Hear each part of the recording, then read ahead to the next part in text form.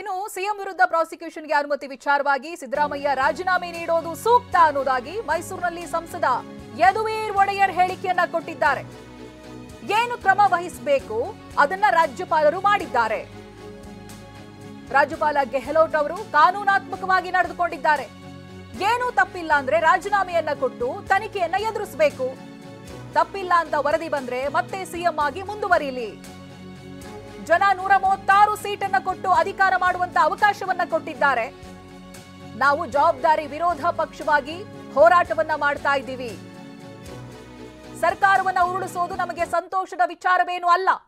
ಉತ್ತಮ ಆಡಳಿತಕ್ಕಾಗಿ ಜವಾಬ್ದಾರಿಯುತ ವಿಪಕ್ಷವಾಗಿ ನಾವು ಹೋರಾಟ ಮಾಡ್ತಾ ಇದ್ದೀವಿ ಅಂತ ಹೇಳಿದ್ದಾರೆ. ಅವರು ಮುಂದುವರಿತಾ ಬಂದಿದ್ದಾರೆ.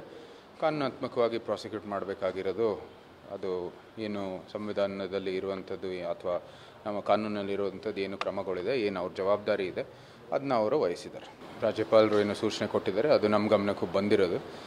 ಅದು ಏನು ಕಾನೂನಾತ್ಮಕವಾಗಿ ಹೇಗೆ ಮುಂದುವರಿಬೇಕು ಅದು ಮಾನ್ಯ ರಾಜ್ಯಪಾಲರು ಅವರು ಮುಂದುವರಿತಾ ಬಂದಿದ್ದಾರೆ.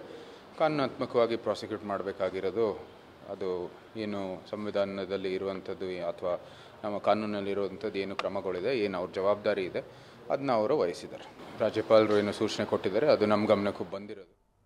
ಸಂಸದ ಯದುವೀರ್ ಅವರು ಮಾತನಾಡಿದ್ದನ್ನ ಗಮನಿಸ್ತಾ ಇರಬಹುದು ನೀವು. ಸರ್ಕಾರವನ್ನ ಉರುಳಿಸುವುದೇನು ನಮಗೆ ಖುಷಿಯ ವಿಚಾರವಲ್ಲ. ಜವಾಬ್ದಾರಿಯುತ ವಿಪಕ್ಷವಾಗಿ ನಾವು ಈ ರೀತಿಯಾದಂತಹ ಹೋರಾಟವನ್ನ ಮಾಡ್ತಾ ಇದ್ದೀವಿ ಅನ್ನೋದಾಗಿ. ತಮ್ಮದು ಏನೂ ತಪ್ಪಿಲ್ಲ ಅಂತ ಹೇಳಿದ್ರೆ ರಾಜೀನಾಮೆಯನ್ನ ಕೊಡಿ, ತನಿಖೆಯನ್ನ ಎದುರಿಸಿ, ಆ ನಂತರದಲ್ಲಿ ಯಾವ ತಪ್ಪು ಇಲ್ಲ ಅಂತಾದ್ರೆ ಮತ್ತೆ ಸಿಎಂ ಆಗಿ ಅನ್ನೋದಾಗಿ ಸಂಸದ ಯದುವೀರ್ ಒಡೆಯರ್ ಹೇಳ್ತಾ ಇದ್ರು. ತಪ್ಪು ಮಾಡಿದವರು ತನಿಖೆಯನ್ನ ಧೈರ್ಯವಾಗಿ ಎದುರಿಸಬಹುದು. ನಾವಿವಾಗ ಪ್ರತಿಭಟನೆ ಮಾಡ್ತಾ ಇದ್ದೀವಿ ಅಂತ ಹೇಳಿದ್ರೆ ಜವಾಬ್ದಾರಿಯುತ ವಿಪಕ್ಷ ಸ್ಥಾನದಲ್ಲಿದ್ದೀವಿ. ಹಾಗಾಗಿ ಅನ್ಯಾಯ ಆದಾಗ, ಜನರಿಗೆ ಅನ್ಯಾಯ ಆದಾಗ ನಾವು ಪ್ರತಿಭಟಿಸ್ತೀವಿ ಅನ್ನೋದಾಗಿ ಅವರು ತಮ್ಮ ಹೇಳಿಕೆಯಲ್ಲಿ ಕೊಟ್ಟಿದ್ದಾರೆ. ಸಿದ್ದರಾಮಯ್ಯ ರಾಜೀನಾಮೆ ನೀಡುವುದು ಸೂಕ್ತ ಅನ್ನೋದಾಗಿ ಮೈಸೂರಿನಲ್ಲಿ ಸಂಸದ ಯದುವೀರ್ ಒಡೆಯರ್ ಕೊಟ್ಟಿರುವಂತಹ ಹೇಳಿಕೆಯನ್ನ ಗಮನಿಸಬಹುದು.